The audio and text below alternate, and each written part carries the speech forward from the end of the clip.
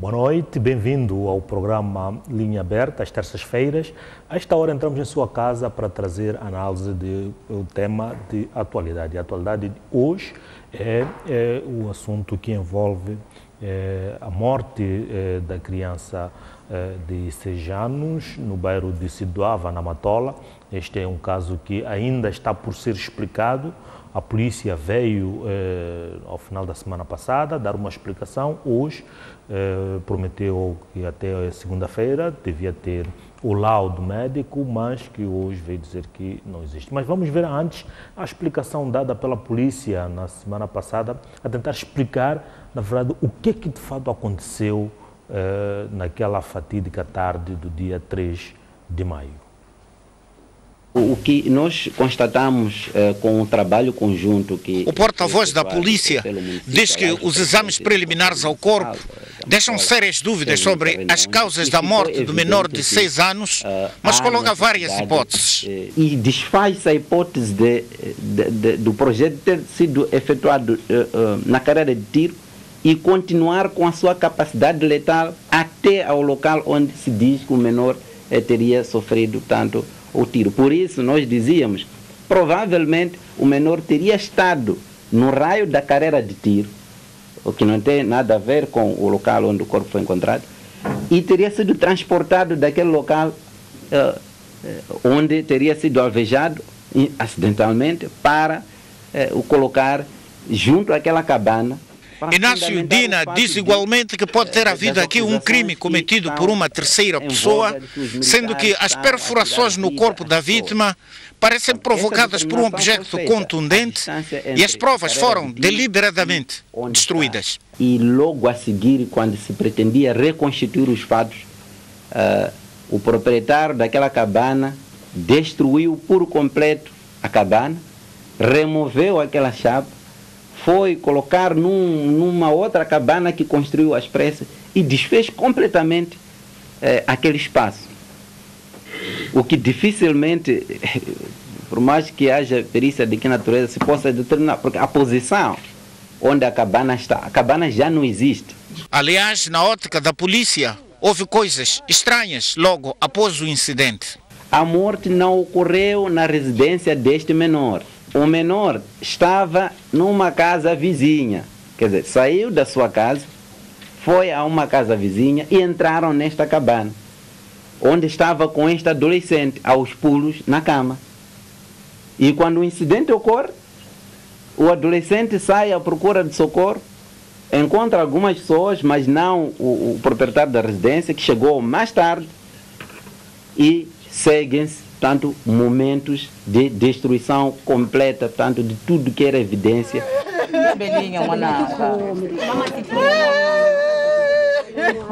Os depoimentos dos residentes de Sidoava, colhidos momentos após o incidente, não condizem com as conclusões preliminares da polícia.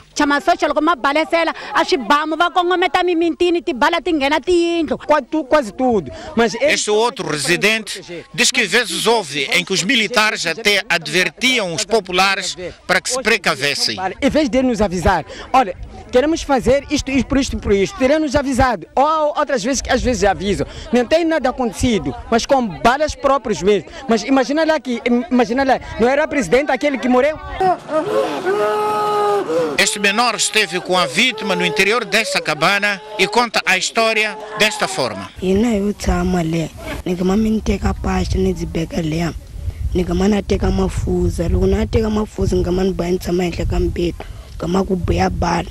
Ali Deus ovona na banyimini já bemun'wana bali ndzhaku agama tlula ku be anga le frente anga se perceberanga swa ku hi bala agama dzibuya dzimupa agama ni mkhoma me ni ku ntswina anga khanelanga ngama awa yansi ngama ni ku kitu pfuka anga pfuka ni pfuka anga pfuka boy mengani bo na bitana muno mkulu. Segundo o porta-voz da polícia, o laudo da medicina legal que irá determinar as causas da morte do menor sai na segunda-feira. E na segunda-feira, o que tudo indica, não houve laudo. Vamos acompanhar o depoimento da polícia, feito esta tarde em conferência de imprensa. O anúncio esta terça-feira do relatório do juízo médico sobre a morte do menor atingido mortalmente por uma bala perdida no bairro Sidoava, município da Matola. A PRM havia garantido na semana passada que esta segunda-feira teria o resultado, mas tal não aconteceu, segundo comunicou em Maputo o porta-voz do Comando-Geral da Polícia. Bom, não se trata efetivamente de uma falha, faz-se o exame e depois produz-se o relatório. E é nesta produção do relatório que estamos neste momento a aguardar, porque o processo está a prosseguir e a qualquer momento poderemos ter o resultado, que é apenas para anexar e continuar a dar vazão ao procedimento. Ainda na semana finda, o país registrou uma redução significativa. Bem, pronto, esta é a reportagem, o pronunciamento da polícia feito esta tarde em relação ao lado médico que tinha prometido que teria saído esta segunda-feira. E para analisarmos esta questão e tentar encontrar aqui alguma explicação para este caso, temos em estúdio o Dr. Rodrigo Rocha e também o Dr. António Frangulos, que vão nos ajudar a tentar perceber que caminhos, portanto, para esclarecer este caso. Estaremos ou não perante uma situação de dificuldades para a investigação de um caso que envolve as próprias autoridades? Dr. Frangulos. Muito boa noite, telespectadores deste programa, dentro e fora do país. Dizer que, primeiro, eu vou reiterar, portanto, as minhas críticas em relação ao esforço que eu tenho estado a ver, não é? Da polícia e na pessoa do porta-voz. Acredito que deve estar a obedecer a algumas instruções, mas vê-se um esforço de o agente da polícia, porta-voz, estar, por conseguinte, a querer ser parcial e em defesa, digamos, da corporação de um modo geral. Percebe-se logo nas primeiras contradições. E eu estou a repetir a minha posição porque teria, num outro programa, feito estas críticas. Repare só que ele começa por dizer: descarta-se, é uma afirmação peremptória, a hipótese de ter sido um militar, não é, a cometer, portanto, este crime. A segunda contradição, ele diz que leva a crer, tudo isto leva a crer que a criança foi vitimada no perímetro da carreira de tiro e na linha de fogo. Está a dizer que, afinal de contas, a criança foi vítima de arma de fogo. Mas, por outro lado, ele diz que o menino foi encontrado em casa vizinha e com ferimentos produzidos por um instrumento ou instrumentos contundentes. Descarta-se a hipótese. In limine, descarta-se a hipótese de ter sido um militar. Eu não sei, ele mesmo coloca o problema de ter havido uma viciação do local de crime e de várias outras coisas que poderiam fornecer, digamos, condições para um exame, digamos, direto ao local do crime. Eu não sei. Ele é o primeiro a dizer que não há condições para uma investigação em função àquilo que teria acontecido. viciação do local, destruição lá da cabana por completo, ela até qualifica por completo. Mas, em contrapartida e por contradição própria de si próprio, ele diz que descarta essa hipótese de ter sido um militar. Eu não sei com que elementos ele afirma com esta propriedade, com esta peremptoriedade, que se descarta.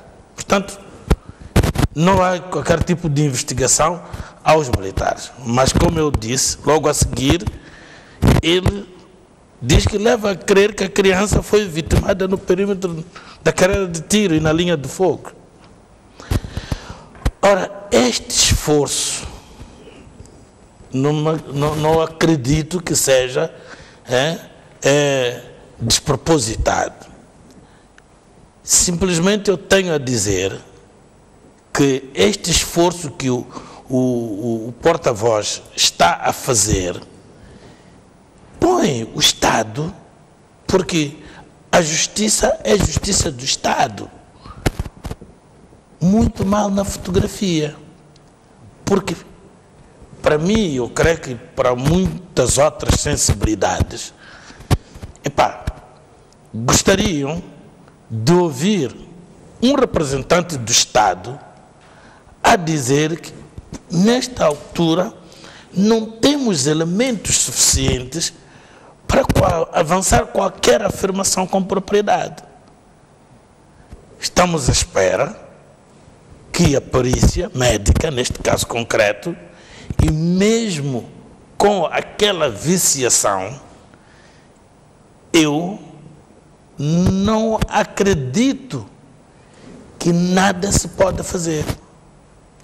O que me sobra saber se o laboratório de criminalística que pertence ao Ministério do Interior e à Cernic teria-se feito ao lugar também, ao local, para fazer um exame ao local.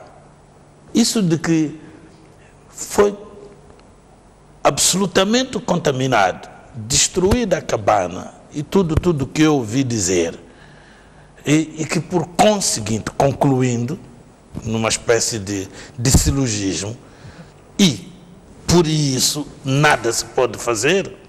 Temos informação que o corpo da vítima de fato foi removido pelos agentes da polícia. Portanto, o que? E nas imagens do próprio dia do acontecimento tínhamos lá polícias. Mas polícia, polícia, que polícia? O problema é que está. Que polícia?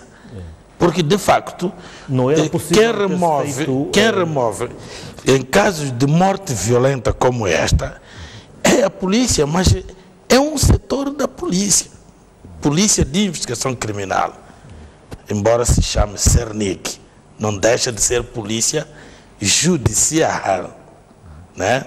Judiciária, que é o que... Mas não era possível no momento em que faz-se a remoção, já a partir de fazer-se alguma investigação e perceber-se como é que... Não, até com a presença o exame ao local já é o início da investigação. Eu, no outro programa, dizia que quando um crime acontece, porque aqui supõe-se, né, até que haja elementos para afastar, mas aqui a presunção é que seja, portanto, crime, embora seja uma presunção iuris tanto afastável e ilidível, mas parte-se do princípio que há crime até que venham elementos para poder afastar a existência desse crime.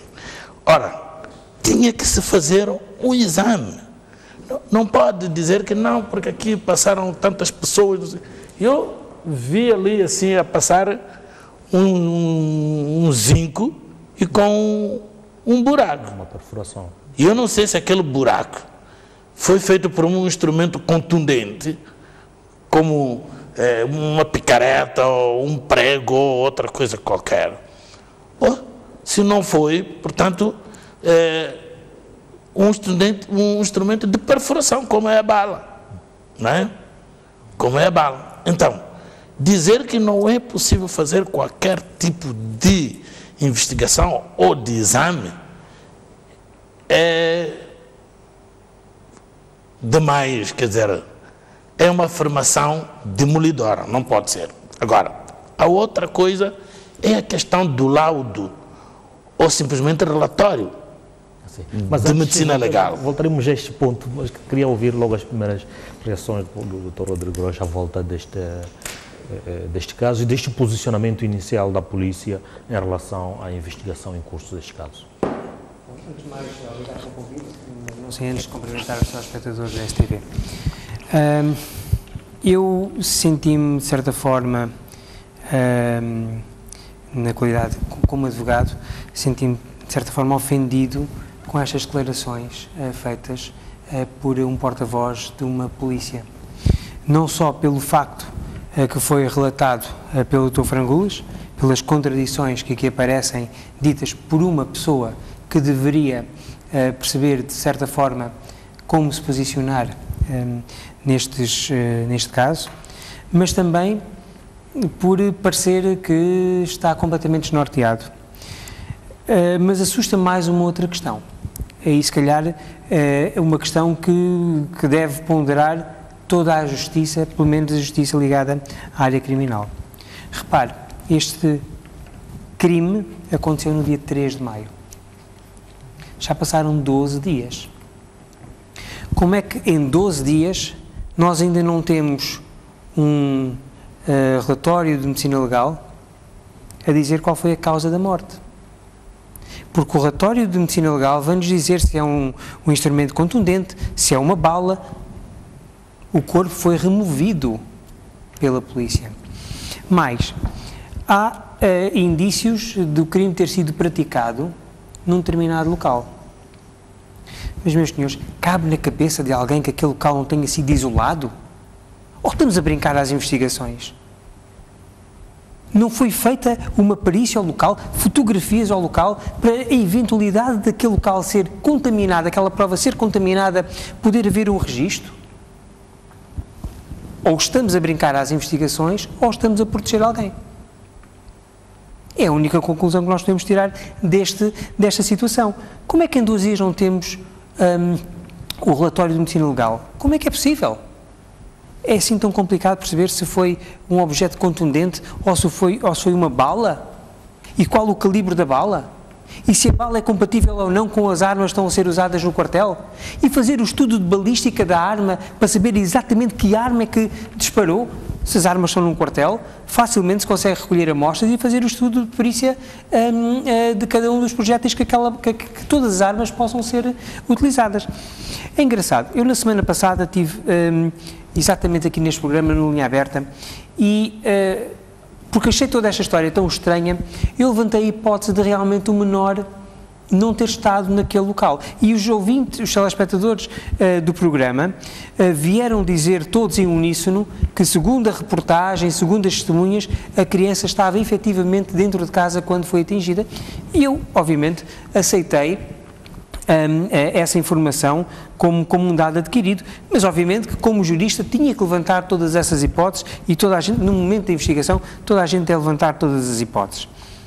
Mas eu fico a pensar, depois de ter visto esta informação, quase 15 dias depois do crime, fico a pensar, será que a PRM esteve atenta à linha aberta e resolveu pegar nesta minha teoria para agora andar a tentar a lançar novas provas, novos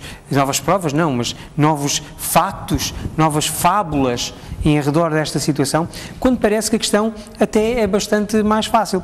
Se não existe forma de procurar no local do acontecimento ou daquele local que se alega ser o acontecimento do crime, se não existe forma de procurar provas, não existe forma de se reconstituir o crime, a culpa apenas pende para o lado da polícia que não isolou, que não catalogou o local do crime, que não seguiu aquilo que são os procedimentos necessários para que haja uma memória futura de todo aquele local.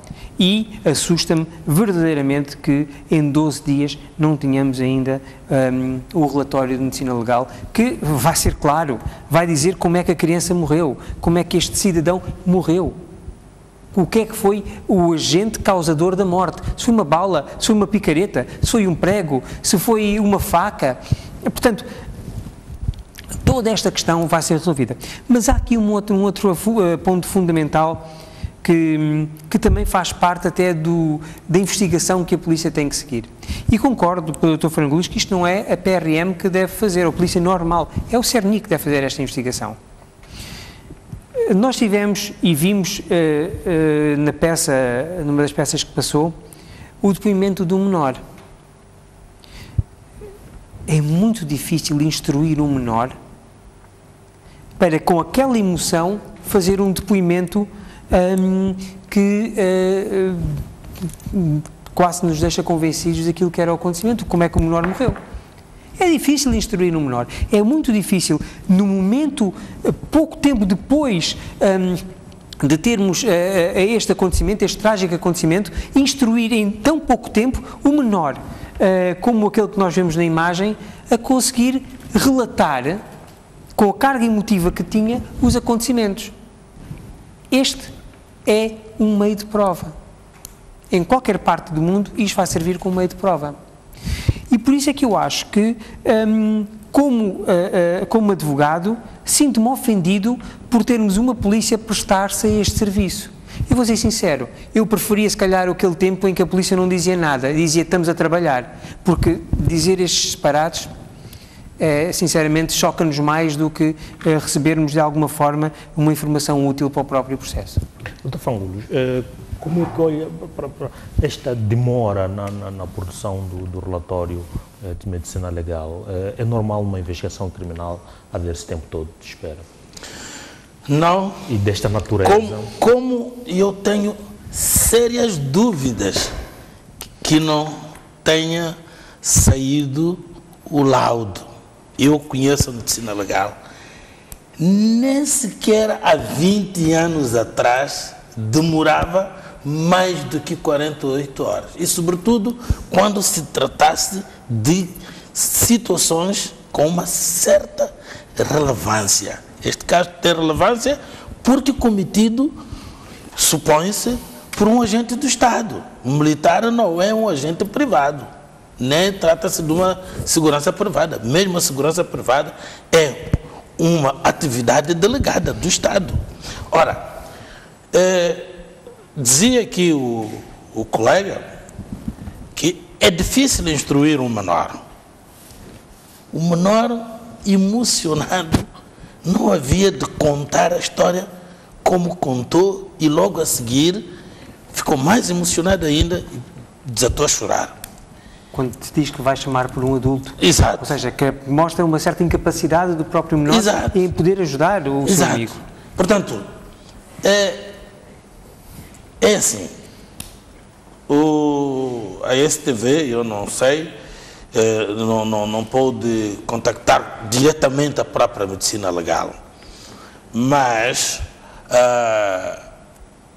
até porque a própria medicina legal, digamos que amedrontada, ameaçada, pode até dizer o que o porta-voz disse, e eu tenho experiência, já estive a fazer um programa que acabou sendo parado abruptamente, exatamente porque incomodava o mundo do crime, né? E tive um caso de um agente da polícia que deliberadamente e dolosamente, né, teria, portanto, baleado um cidadão. No cemitério de Bedene, estavam a sair do cemitério e ele ia passar no seu carro, ele pisa uma poça, não estava andando devagar e deita água, aqueles coitados estavam a sair do cemitério e acho que um deles refilou, ele parou o seu carro, sacou da sua arma e deu-lhe um tiro. E eu persegui aquele caso daquele indivíduo que nada lhe estava a acontecer, protegido, até mudou de casa, estava escondido num sítio, transferido do seu setor de trabalho para um outro, mas tudo a ser acobertado pela própria polícia. Esse cidadão acabou morrendo Patrício Lumumba, qualquer coisa, Vilanculos, e esse indivíduo está aí na corporação. Portanto, a mim não me admira nada. E, aliás, estava a falar do laudo. E eu procurei ter, portanto, informações na medicina legal. Olha, acabei tendo, usando os meus meios, porque eu também sou da corporação. Estou na reserva ainda. Mas a pessoa, a fonte, a pedir-me, mas segredo total. Porque se viessem a saber que ele é que havia passado as informações, estava corrido, pura e simplesmente. Daí que eu não tenho dúvidas que o relatório existe, mas porque o relatório, aquilo ali, um médico faz juramento. Não há de estar lá o que a corporação queria que se escrevesse. Está lá o que eles apuraram. Então, as conclusões lá devem ser desfavoráveis em relação a isto tudo que nós estamos aqui a assistir. E então, a saída é exatamente essa, de que ainda não existe lá quase 15 dias depois. Isto seria uma incompetência que se está a passar à medicina legal. E a medicina legal, porque não vai aceitar esse atestado de incompetência, experimente se contactar. No mínimo vai dizer que, olha, tenho ordens para não dar informações. O laudo existe? Sim, existe. É o que vai responder a medicina legal. Não é possível. Tem mais médicos agora, tem mais agentes, porque quem escreve, não é, já não é o médico. A autópsia não leva mais do que, se for complicada, uma manhã. E à tarde, o agente que deve escrever, né, porque o médico, quando está a fazer a autópsia, diz, olha, está a acontecer isto, e são indivíduos que têm uma certa formação básica e depois fazem, não é? Na altura datilografava-se, acho que agora digita-se e entrega-se ao médico, ele vê que está conforme. Se tem alguma coisa que tem que corrigir, um conceito que está mal escrito, ele corrige.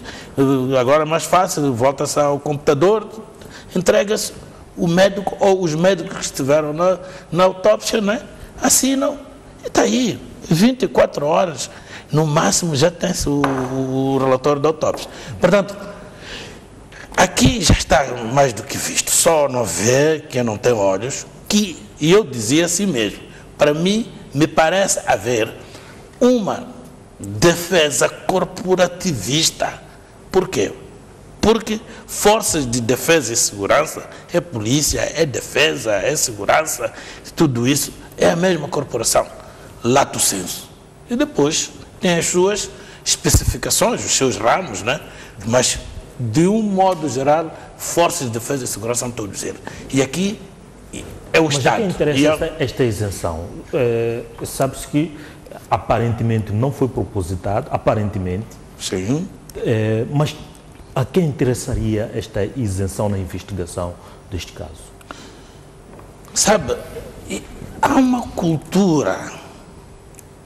Aqui é uma questão de cultura, até porque pode não existirem instruções superiores para se poder sonegar o facto, para se poder encobrir este facto. Mas quase que intuitivamente, né, as pessoas se sentem numa obrigação imoral, não vou chamar moral, de defender o colega. Porque, de facto, eu não acredito que um comandante, não é, tem os seus elementos que têm que fazer o treino do tiro, sabem como é que o devem fazer e negligenciam-se, e ele esteja, portanto, na posição de defensor de alguém que negligenciou as instruções. Eu não estou a ver. E se esse estiver ao lado das suas tropas, digamos, imediatas, acima dele, não acredito que esteja na disposição de defender por defender. E o pior é isto, quer dizer, eu quero, por hipótese, imaginar um cenário desta natureza, falar-se com o porta-voz, veja lá, porque isto vai manchar o Estado, então, começar a tentar, digamos, demover, digamos, espiritualmente o porta-voz para dizer outras coisas. na Beira, até foi o diretor da PIC que teve, cumprindo instruções, dar uma conferência de imprensa aos jornalistas que estavam a pressionar sobre aquele caso do Américo Sebastião ou vice-versa, que desapareceu para aquelas bandas. Olha, exatamente porque era uma caixa de ressonância e larga, se estivéssemos a falar de guitarra. Foi dizer coisas sem lógica nem nexo. Por quê? Porque a instrução é defender a corporação. Não pode, não é? Seguir a sua própria intuição. Até acabou dizendo que é possível, porque ele tinha contradições com os trabalhadores, e alguns trabalhadores são da RNAM. É possível que tenha sido alguns daqueles trabalhadores que o tenham sequestrado e se calhar tê-lo morto. Veja até onde é que foi. Mas tudo isso porque tem que defender, não é? Uma situação por demais conhecida. Não há quem não sabe dos esquadrões da morte, e não há quem não presume, não podendo afirmar pura e simplesmente, categoricamente, porque não tem elementos, né? Mas só o silêncio, né? Até agora que estamos aqui a conversar, diz que os esquadrões da morte só pode ser produção do Estado. Ponto final. Então é mais ou menos isto que nós estamos a perceber. Doutor Rocha, qual seria o interesse do Estado ou das instituições que devem investigar, neste caso, de sonegar essas informações, essas investigações? Já percebeu a dimensão do conflito homem-quartel que tem existido em Moçambique? Se nós tivermos a noção da dimensão desse conflito, não falo apenas aqui em Maputo, falo em todas as zonas onde existem quartéis, ou que, de certa forma, os quartéis apropriam-se de terras que são aráveis. Lembre-se do caso que aconteceu com o jornalista Alexandre Rosa, há uns anos atrás, no quartel de Boane, também existia a mesma situação. Repare, se houver... Nampula, exatamente, bem lembrado. Repare que se não houver um posicionamento da PRM no sentido de dizer, se calhar aquela culpa que nós pensamos, ou aquele agente que cometeu o crime, tal como nós pensamos, pode não ter assim tanta culpa, vai tentar apaziguar este conflito homem-quartel. E, no meu entender, esse é um dos motivos pelo qual se está a atrasar esta investigação e empurrar com a barriga esta situação que não tem justificação nenhuma. Repare que no dia 8 de maio houve pronunciamentos da mesma corporação onde diz que a PRM está a fazer trabalhos em curso para apurar as causas do baleamento mortal, supostamente protagonizado por militares, mas era um baleamento mortal. Agora já se questiona se será ou não, mas antes era apenas a suposição era de serem ou não militares. Isto já é um preparar dos factos para tentar dirimir este problema que é o conflito homem-quartel. Mas deixe-me voltar atrás também para explicar uma questão que quero deixar de jeito de alerta. O pronunciamento que o porta-voz da PRM fez, a meu ver, também peca por um bocado de falta de ética, digamos assim, da sua própria posição. Porque a forma como faz o pronunciamento, se eventualmente, o que eu também não acredito, que o laudo de perícia de medicina legal, se não tiver sido feito, o pronunciamento que ele fez pode estar a tentar inclinar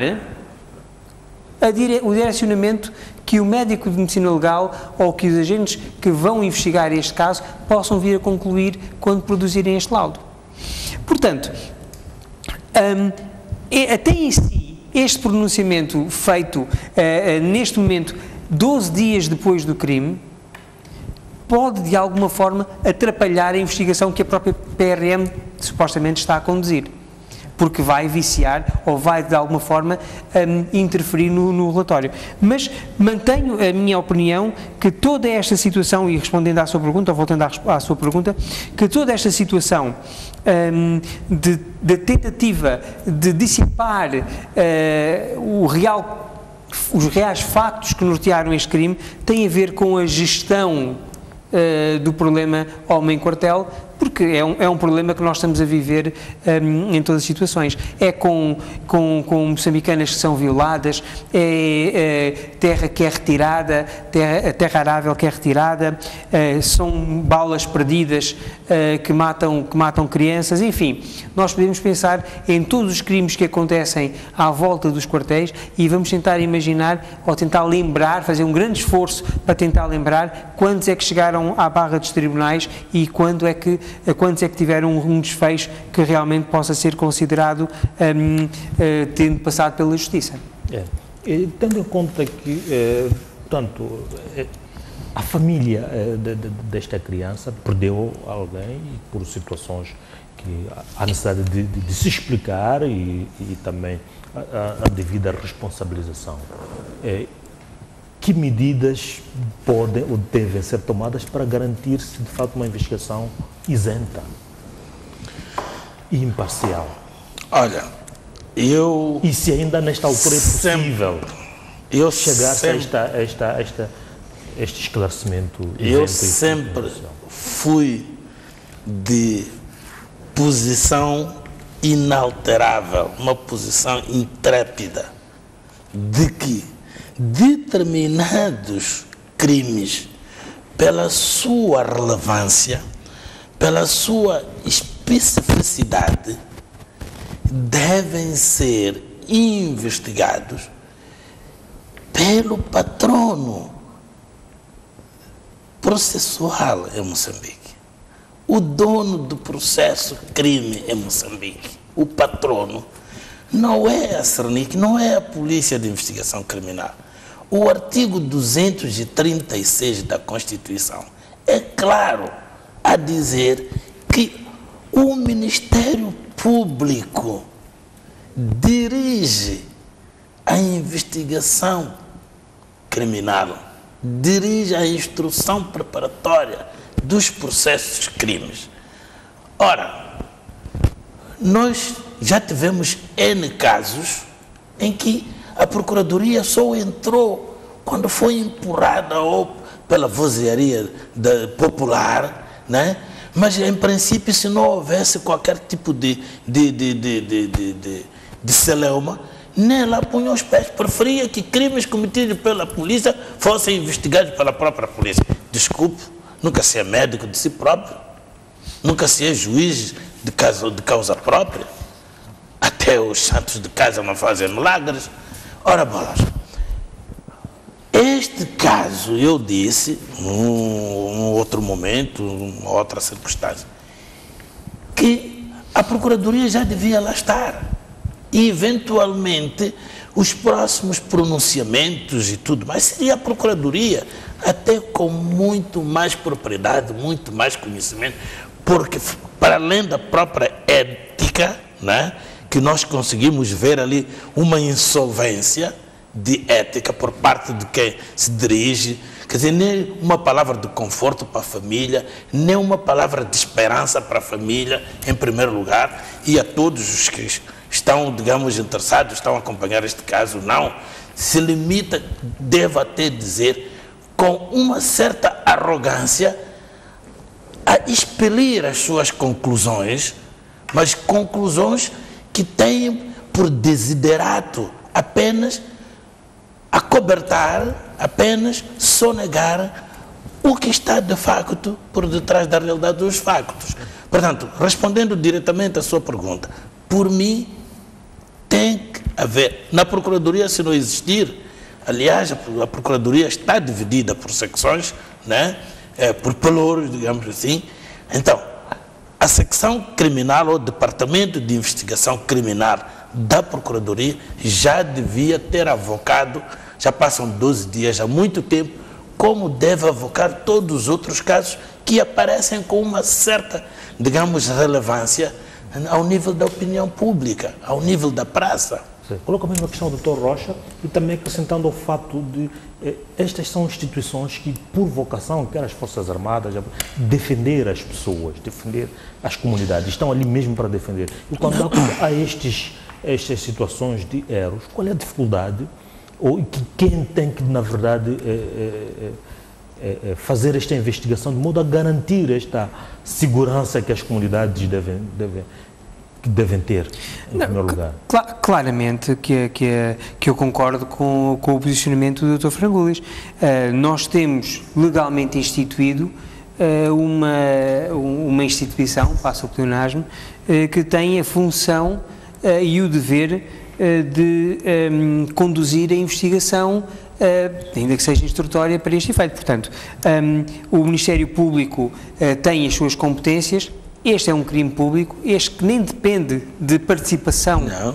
Portanto, só o facto de já ter aparecido nas notícias é motivo suficiente para o Ministério Público se abeirar das entidades envolvidas e questionar o acontecimento e poder, de alguma forma,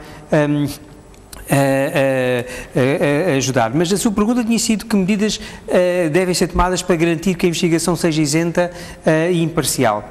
Repare, eu retirei hoje do site do jornal O País algumas de reportagens, algumas notícias que saíram sobre este caso. E no dia 10 de maio havia esta notícia que dizia: uma semana depois da sua morte, uma comissão mista composta por membros do Governo Provincial de Maputo e do Conselho Municipal de Matola deslocou-se à casa do finado com o objetivo de, congratular ou apresentar as condolências à família enlutada. Uma semana depois, afinal, a casa estava lá? Uma semana depois, para os políticos a casa está, para a polícia a casa não está. Mais aqui uma vez mostra que não há realmente uma intenção de tornar esta investigação isenta e imparcial. Há sim uma tentativa, porque até nessa mesma notícia voltamos a ver essa reclamação da população que acusa o quartel de estar a usurpar as machambas que outrora pertenceram aos seus antepassados entre os anos 1970 até aos dias de hoje, e estão a devastar as suas culturas e mais, querem ir aos militares longe das nossas terras porque diariamente assistem a cenários que não agrada relacionados com intimidações e com agressividade. Portanto, este é de facto o posicionamento que nós estamos a ter da nossa polícia. É esta gestão deste conflito e que nada abona a favor de uma investigação. Respondendo à sua pergunta, esta investigação, neste momento, se não for tomada as rédeas pelo Ministério Público, jamais será isenta, jamais será imparcial e, pior, jamais será conclusiva. Se é isso a justiça que nós queremos, mais uma vez eu digo, como advogado, eu sinto-me ofendido com este pronunciamento feito pela nossa polícia. Bem, muito obrigado. Vamos neste momento observar um breve intervalo e voltamos na segunda parte, no momento em que os caros telespectadores terão a oportunidade de se juntar à antena e deixar ficar aquilo que são as vossas contribuições para que, de fato, este caso possa conhecer um final que possa, até certo ponto, garantir um alento para a família e também para a sociedade no seu todo. Até já.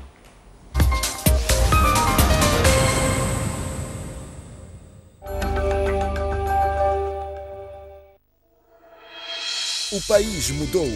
Temos um novo site, mais atual, hiper responsivo, super amigável e sempre interligado às redes sociais. Pode ter acesso à versão impressa do jornal no seu computador, tablet ou celular, bastando aceder à sua App Store e Play Store e fazer o download da aplicação. Este é o melhor presente que podíamos dar aos nossos leitores pelos 12 anos do jornal O País. O País, a verdade como notícia.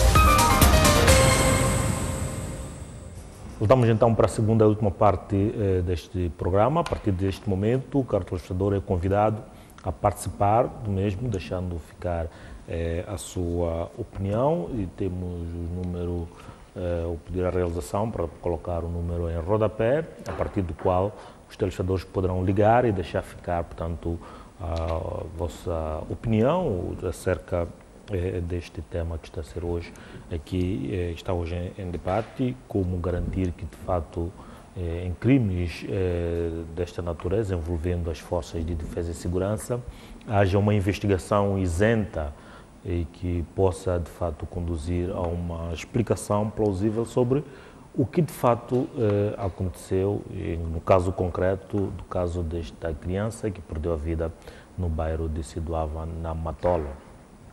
E depois garantir que, de fato,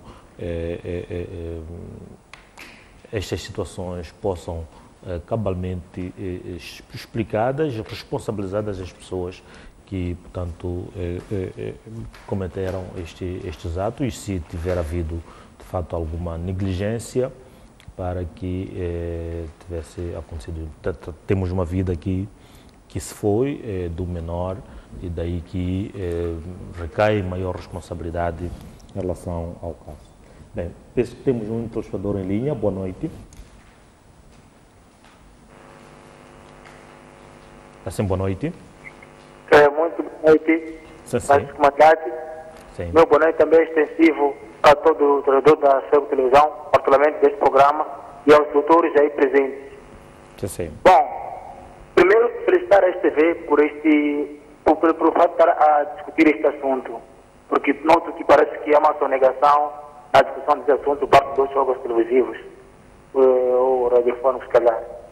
Para mim aqui, o que me espanta é que esses casos, né? Porque há quem diga que, bom, isso não só acontece em Moçambique, tudo bem, mas em outros países me espanta, a boa dos países é que tem já princípio de responsabilização, e lá as investigações, elas ocorrem e depois, nesse caso, o processo vem à tona. Mas aqui, não é que aqui se vislumbra. Para mim, estamos perante agentes, né, assassinos de Estado. Eu não sei a quem realmente beneficia, quer dizer, a sonegação deste fato, o fato de ela esconder este processo todo. Não sei a quem beneficia no Estado, porque não é desejável que tenhamos, tudo bem, porque está claro que essas forças de defesa não fizeram aquilo de forma propositada. Então, qual é o mal de escolher este fato? Porque fica claro mesmo pelas imagens, pelo documento da criança, que realmente o acontecimento deu. Porque, como estava a dizer, vamos dizer que houve uma autoflagelação. Quer dizer, as famílias, aquelas famílias inventaram, forjaram aquele caso, para ganhar o que é, na verdade. Então, quer dizer, é muito estranho como as coisas estão acontecendo aqui. E também aqui, não haverá nenhum relatório que vai acontecer aqui. Esse caso vai morrer aqui assim mesmo, né? Portanto, é muito triste quando as coisas são assim aqui no país, em que temos agentes de Estado cometerem crimes dessa natureza, mas que não são responsabilizados. Isso fica uma prática, porque quando lá o quartel a existir, porque se assume que este caso não aconteceu através das forças, como disse o próprio, neste caso, na China.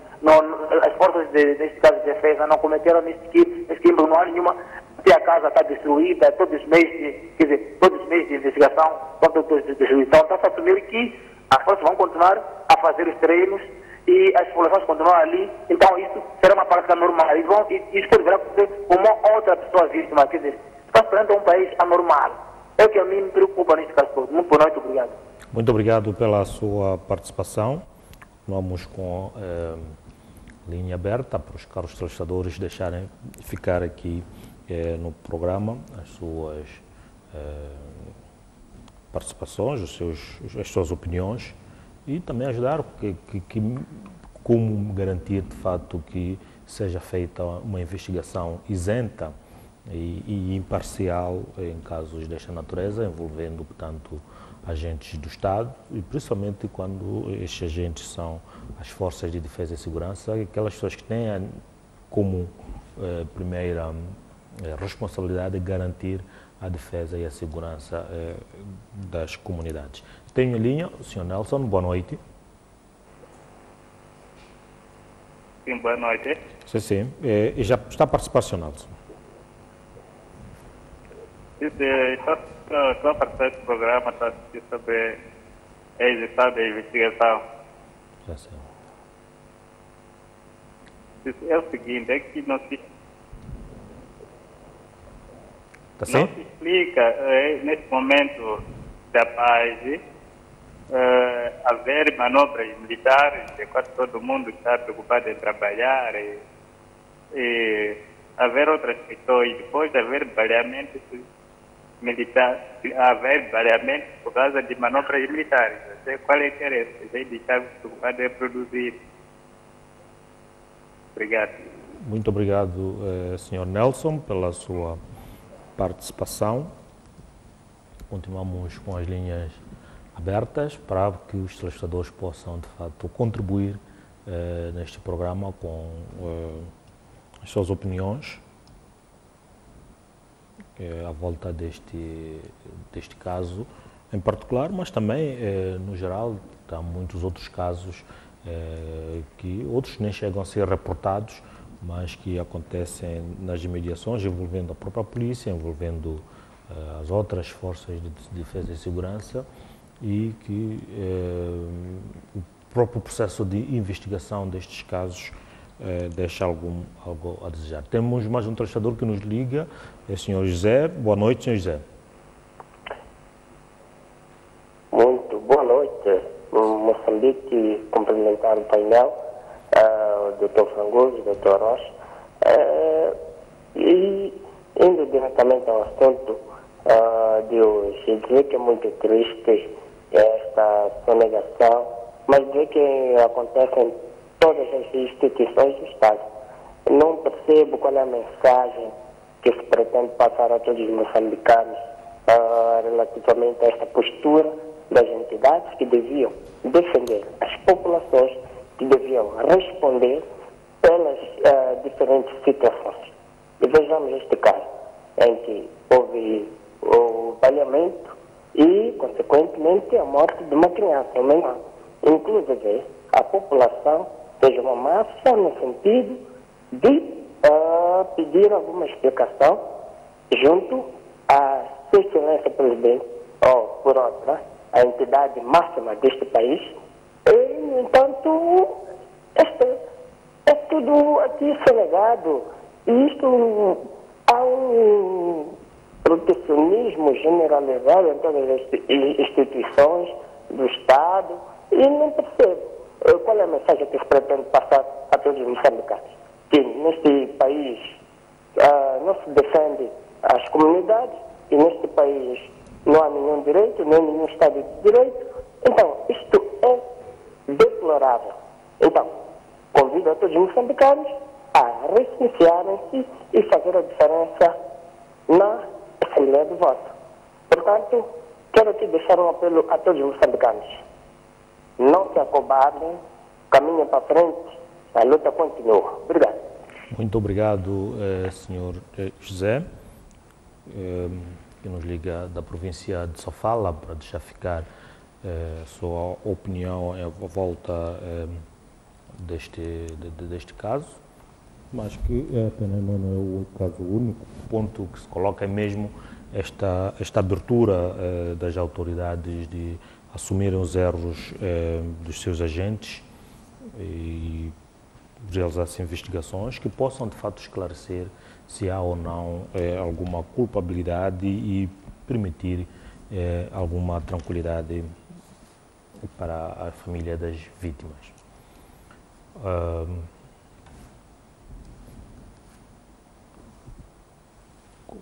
Bem, enquanto se calhar não temos algum telespectador em linha, alguma consideração à volta da...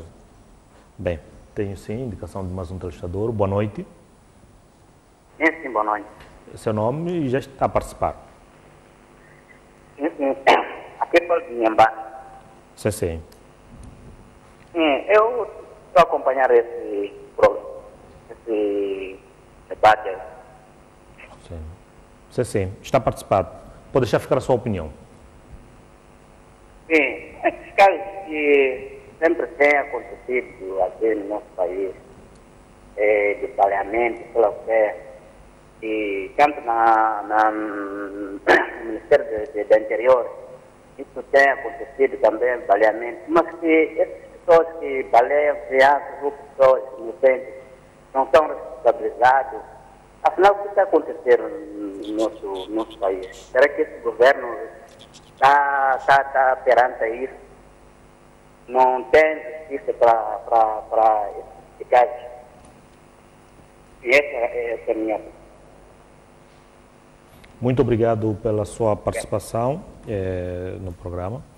Sim, bem, continuamos com as linhas, os caros telespectadores poderão participar a qualquer momento, mas enquanto isso, olhando para estas contribuições dos telespectadores. Bom, eu acho que há uma coisa que não se deve fazer neste género de situações, que é uma tentativa de aproveitamento político do mesmo, e parece-me que foi isso que um dos telespectadores tentou fazer. Estamos a falar da morte de um menor, 6 anos, e isto não tem qualquer motivo para aproveitamento político, e acho que houve um apelo ao recenseamento. O apelo deve ser feito ao recenseamento, mas não misturar essa situação com este género de situações.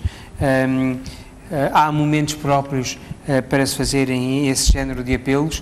O apelo deveria ficar apenas pelo facto de ser anunciado, faltam apenas 2 dias para terminar o período do recenseamento, e isso deve ser feito. Agora, pegar nisso e dizer recenseiem-se e vamos ajustar contas, não é propriamente uma situação correta.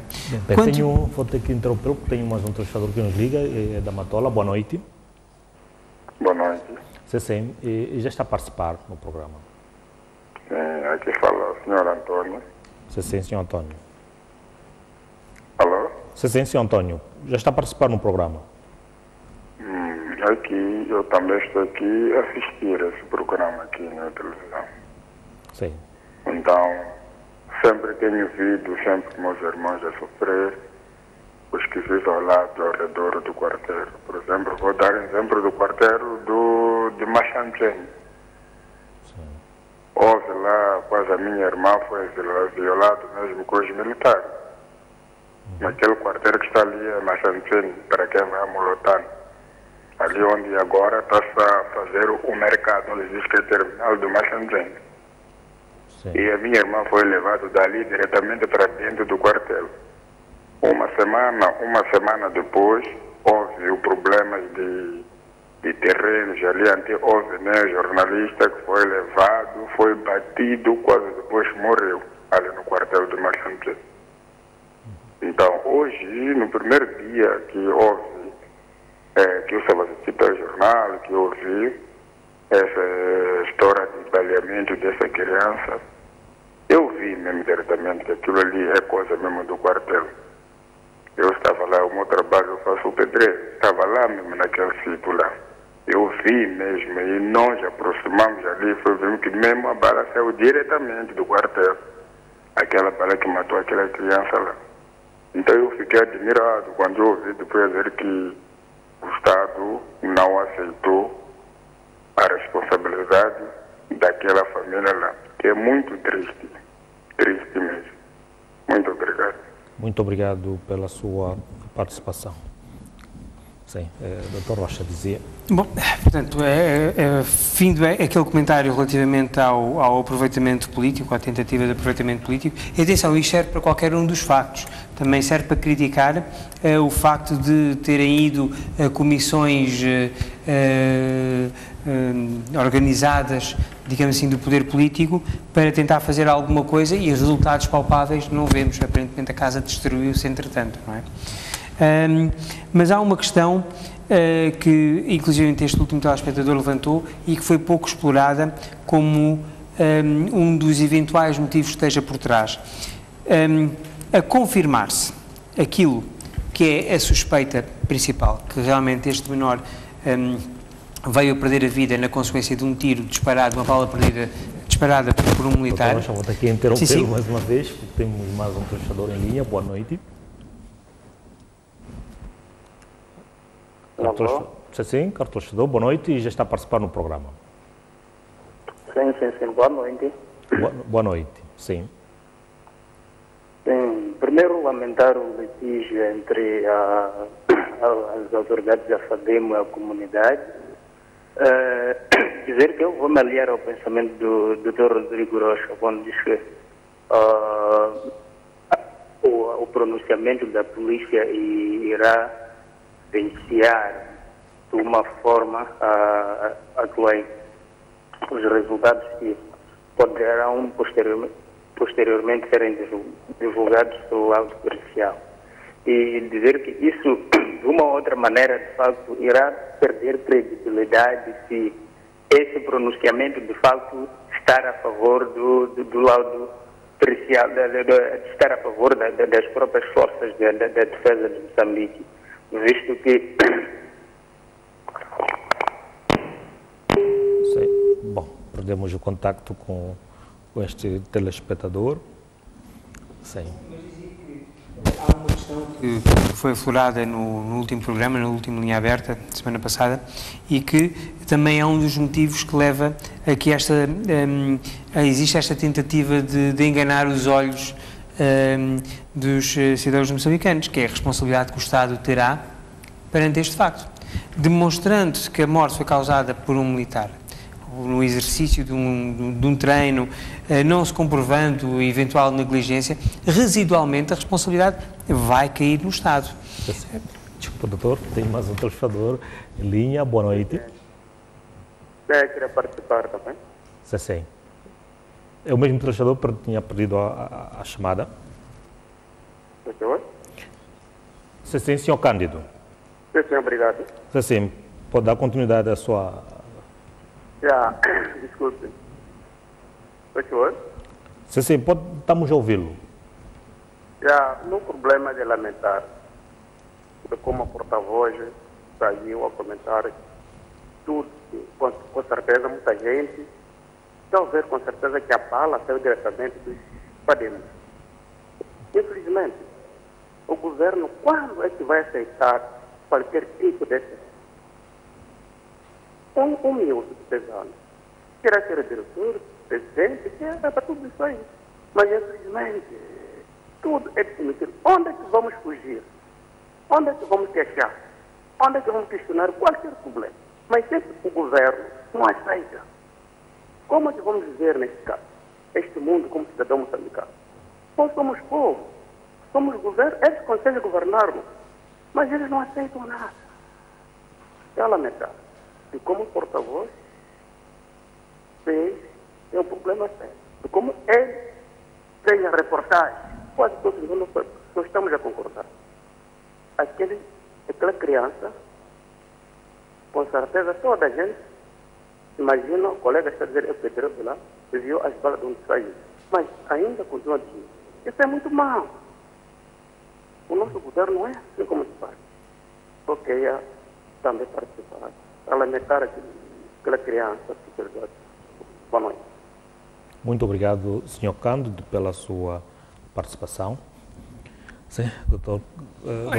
Eu acho que, entretanto, em vários trechos acabei por fazer os comentários necessários. Acho que os telespectadores percebem realmente que existe aqui alguma coisa estranha por trás todo este posicionamento da polícia, o que vem, de certa forma, reforçar aquilo que foram as teorias que ambos viemos discutindo neste programa, que alguma coisa não está bem e aquilo que não está bem parte de responsabilidade da própria polícia. Dr. Fangulos, um comentário.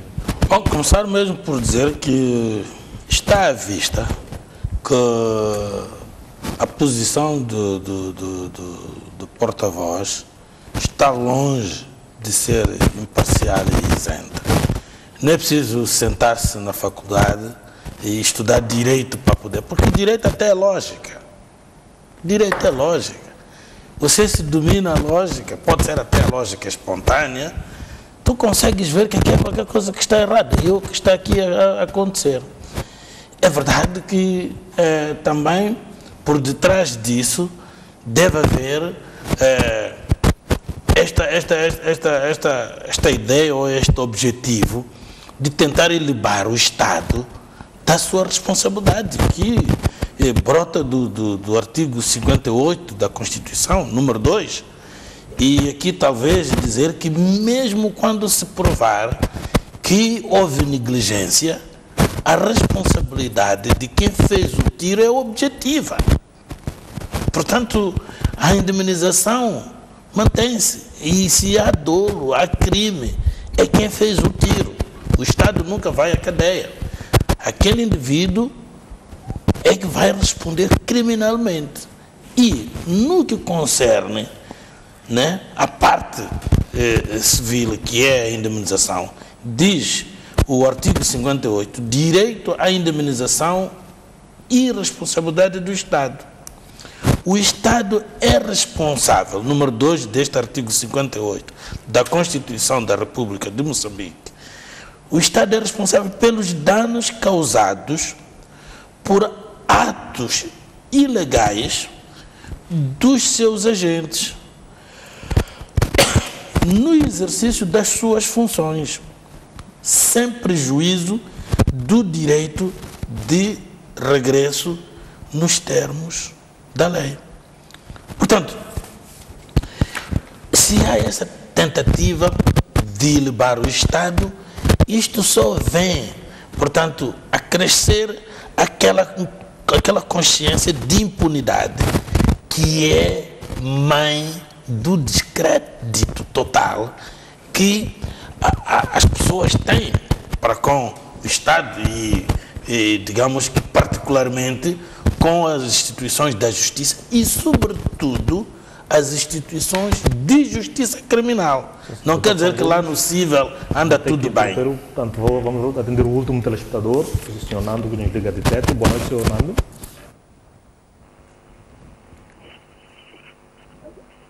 Senhor Nando, boa noite.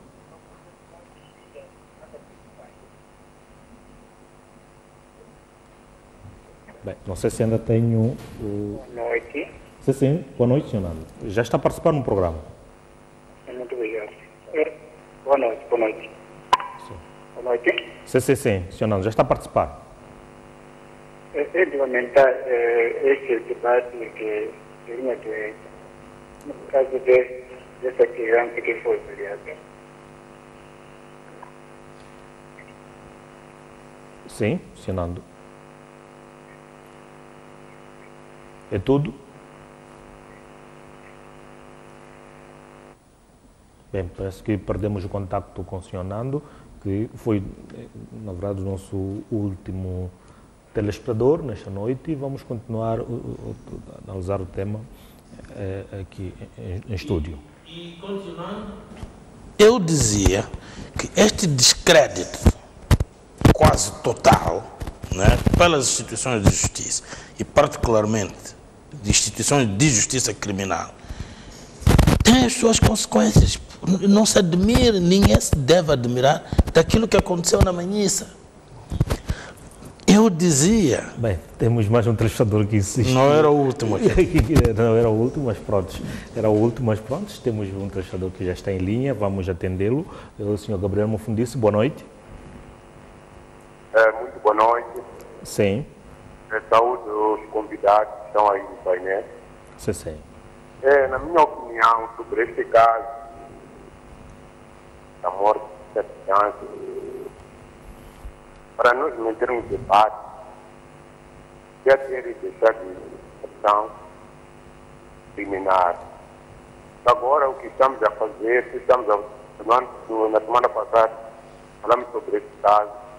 Esta semana estamos a falar sobre este caso, enquanto a investigação ainda não deu resultado. Aqui é fazer o debate abstrato.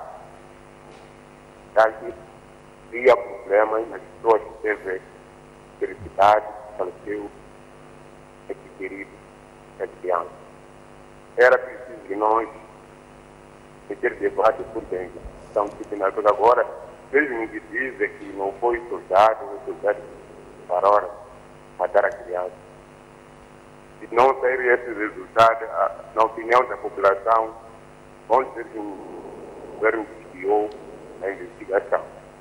Mas mesmo assim, é preciso que todos os quartéis, o rei do quartel não construir casas nas pessoas.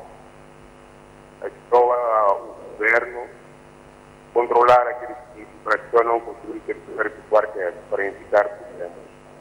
Muito obrigado, vou terminar aqui. Muito obrigado pela sua participação, Sr. Mufundisi. Portanto, desta vez é o último telespectador, de fato, a participar no programa. Sim. Retomando a sua... Eu dizia que este descrédito, né, provoca situações tanto colaterais, digamos assim, como estas que nós vimos, tanto no centro, para não dizer na Beira, porque não é só na Beira, no centro. Tem-se falado muito dos linchamentos e com uma certa dose de crítica ao comportamento do cidadão. Tudo bem, porque de facto não deixa de ser crime, não deixa de ser uma falta de civismo, né? Mas o que é que isso, né? De onde é que isso resulta? De onde é que vem? Vem exatamente deste sentimento que, quando conjugado em grupo, vai escambar sempre na violência, porque nós levamos as pessoas para a esquadra, voltam, porque first line enforcement, segundo lá os conceitos da criminologia, é exatamente a polícia, é onde entram os casos todos. É claro que para eles, quando aquele indivíduo que foi apanhado por vezes em flagrante delito e depois a polícia não se preocupou, trouxe o indivíduo para a esquadra, não se preocupou em saber onde é que foi apanhado, ir para lá saber que possibilidades é que há de reunir elementos para poder pelo menos mostrar o flagrante delito hipotético, não é? Quando o indivíduo é apanhado imediatamente a seguir, não é? Com indício de ter feito isto e aquilo, quer dizer, não é um flagrante delito stricto sensu, mas existe um flagrante delito e isto é que vai depois condicionar a sua legalização primeiro como preso e depois a continuação da instrução e depois a acusação e depois o julgamento e condenação. A verdade é que isto aqui também tem sido negligenciado por diversas razões e quando a pessoa sai, a população nem é obrigada a saber que não foi a Procuradoria, como até pude ver aqui num dos jornais do CIER, o próprio Dina de que estamos a falar, diz a polícia não solta os criminosos. Quem os solta, quem os liberta, é a Procuradoria. Quer dizer, isto até tem uma certa dose de conflito institucional e a polícia, no que concerne a atividade judiciária, depende da Procuradoria, quer dizer, é o subalterno a criticar no seu superior hierárquico. Quer dizer, e não fica bem na fotografia, porque todos eles são órgãos de administração da justiça, de um modo geral. Mas dizia eu que a população não é obrigada a saber que é o tribunal que soltou, é a Procuradoria que soltou. Eles, o que sabem é que entregaram à polícia e esse indivíduo no dia seguinte ainda voltou lhes ameaçar. E isto produz um sentimento de revolta. E quando é apanhado, pode não ser o mesmo. Uma ou outra pessoa, olha, vai pagar por aquele outro e vai se vivendo um clima de tensão, um clima de violência. Levantou-se aqui ao longo da participação dos telespectadores uma questão que tem a ver com esta questão mesmo do afastamento dos quartéis. Aliás, a seguir aquela situação do baleamento, a comunidade marchou pela cidade de Maputo adentro e exigir a sua retirada, ou a retirada do quartel, ou a retirada da população. Portanto, a maior parte dos quartéis que rodeiam as cidades, a cidade de Maputo, surgiram num determinado contexto e muitos deles encontraram a população ali e o objetivo era mesmo este, proteger a população. Mas estamos num outro contexto hoje em dia. Será que ainda justifica? Não há uma forma mais que possa permitir a retirada deste e evitar incidentes futuros? Eu penso que não é solução, mas pode ser solução. Em que medida e em que contexto?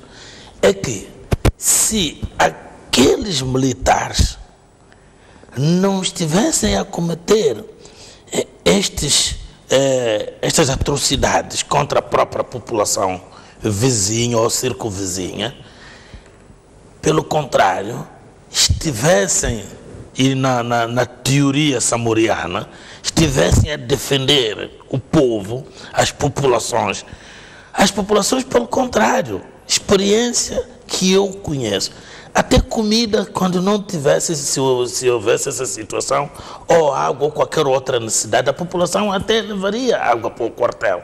Quer dizer, o problema é que nós estamos num outro contexto de quartéis que estão incertos na população. Ontem, os quartéis, as esquadras, quem fosse vizinho dessas instituições, sentia-se até orgulhoso porque seguro, porque defendido. Agora é o contrário. E eu não quero mexer aqui um caso que eu mesmo estou a viver porque as populações me abordam. Eu estou num sítio em que acontecem muitos crimes perto de um sítio onde tem um contingente policial e aparatoso muito forte, né? Que aquelas populações deviam se sentir seguras.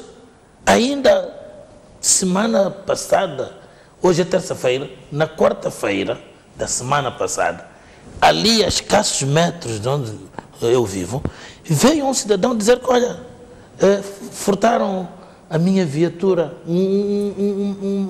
uma caminhoneta.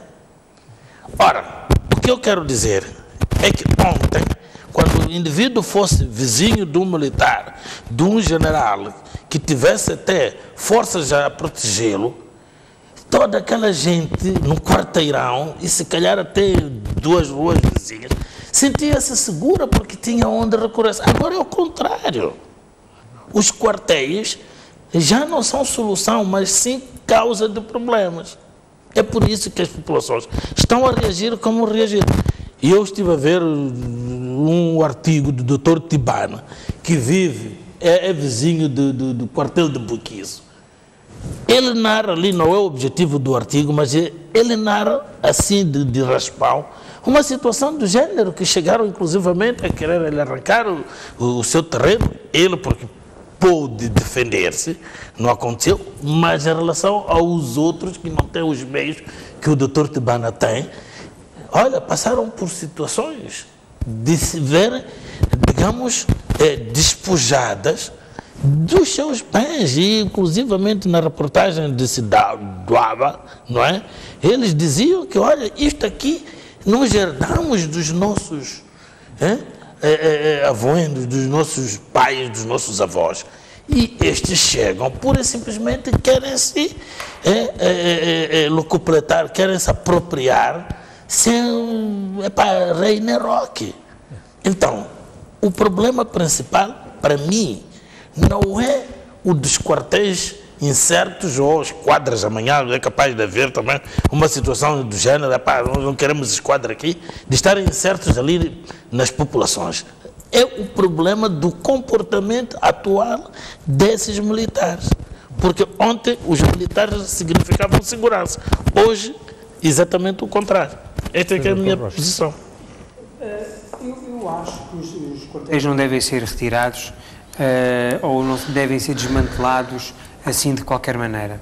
Isso mostra também alguma fragilidade daquilo que são as decisões de montar um quartel, de aquartelar tropas em determinadas situações. Aquilo que eu acho que deve acontecer é uma menor arrogância, uma menor prepotência e uma menor desresponsabilização pelos atos cometidos por quem deveria ter um sentimento patriótico de salvar a sua população e que muitas vezes faz o contrário. Aquilo que nós vemos são queixas das populações que estão naquela zona por atos de arrogância, atos de prepotência, abuso de poder, se pudermos chegar por aí, e que depois não se traduz numa responsabilização quando isso acontece. O fechar-se da corporação nesta redoma e que nada daquilo pode ser tocado, muito pelo contrário, até podemos criar artifícios à volta para desviar os olhos e empurrar com a barriga a investigação para não chegar a resultado nenhum, é exatamente isso que vai dar a origem a esta arrogância e a esta prepotência. Tem que haver exemplificadamente e exemplarmente uma responsabilização pelos factos que estão a ser preconizados. E só assim é que pode começar a haver uma certa interação saudável entre a população e os militares que estão acortelados.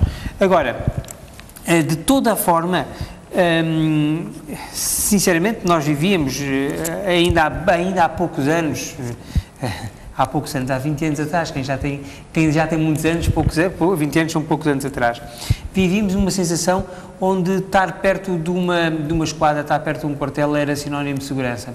Hoje em dia nós temos raptos à prova da presidência, à porta da presidência, temos assassinatos a meros passos de quartéis da polícia ou de esquadras da polícia. Portanto, isto mostra a forma não só como os malfeitores, os bandidos veem esses locais onde há uma total impunidade, onde eles podem fazer o que quiser porque nada lhes vai chegar ao pé, mas vemos um afastamento de quem lá devia sentir seguro, que não os quer lá. Quase que dizem, vocês aqui só queriam desacatos e vocês aqui só estão a criar condições para que haja assassinatos à nossa porta, que haja violações das nossas mulheres, que haja as nossas machamas estejam a ser vandalizadas. Portanto, todos esses crimes que não deveria acontecer numa zona de quartel. Mas como é que isto acaba?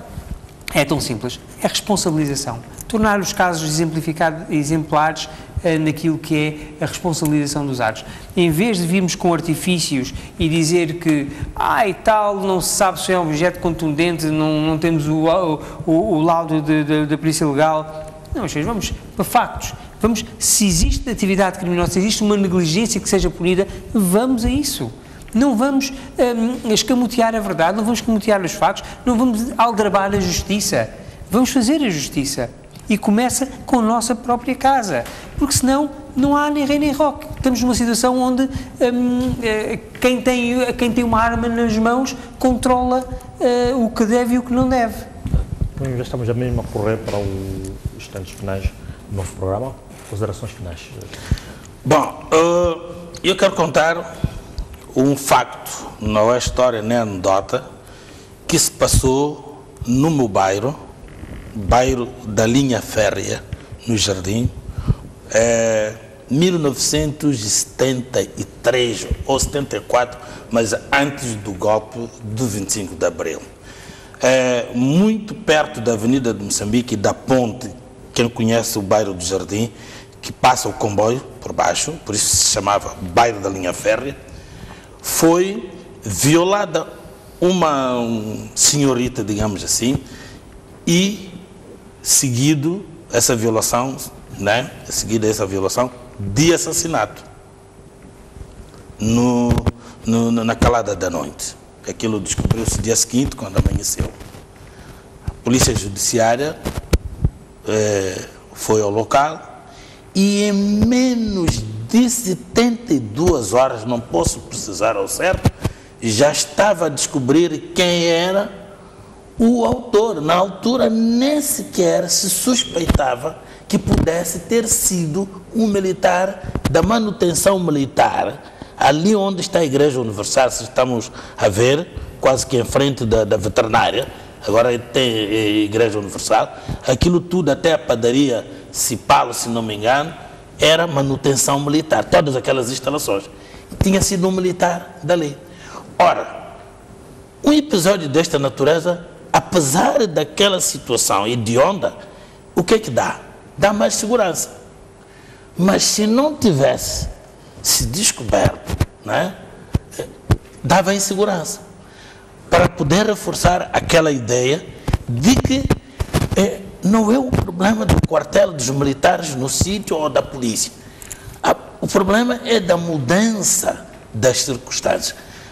Ontem as pessoas sentiam-se seguras, hoje representa uma insegurança a presença de polícia.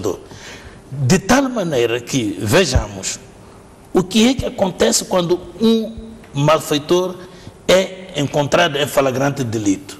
Foge e refugia-se aonde? Quando está para ser linchado? Na polícia. Na polícia. Tenho dito. Muito obrigado.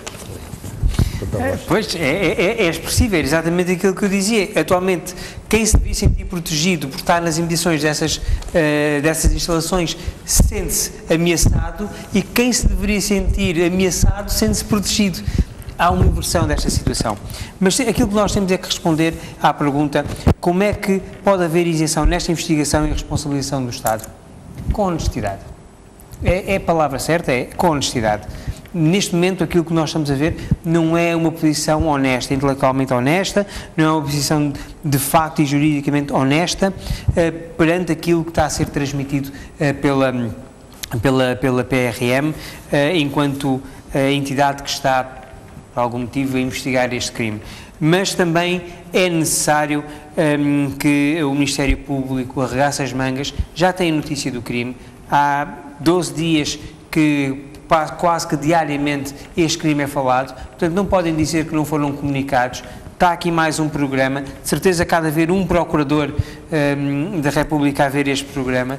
Têm a notícia do crime, investiguem, peguem no processo e tentem trazer a justiça, que só assim é que vai haver tranquilidade e só assim é que vai começar a terminar o conflito homem-quartel. Porque, de outra forma, nós vamos continuar a ter problemas como aquele que aconteceu com o jornalista Alexandre Rosa, como aconteceu com o menor Quito e como quanto todos moçambicanos anónimos que sofrem nas imediações dos quartéis. Isso tem que terminar. E se não pusermos uma mão forte em cima deste assunto, se não aproveitarmos já este caso para pôr uma mão forte, vai acontecer mais uma vítima, vai acontecer mais um Quito, que só espera que Deus queira que não seja fatal, mas que há de haver mais vítimas deste conflito e que neste momento o Estado tem tudo para poder terminar. Só resta ter vontade para o fazer.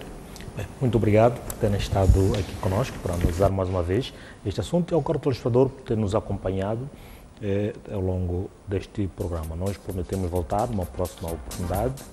Boa noite e continuação de uma próxima.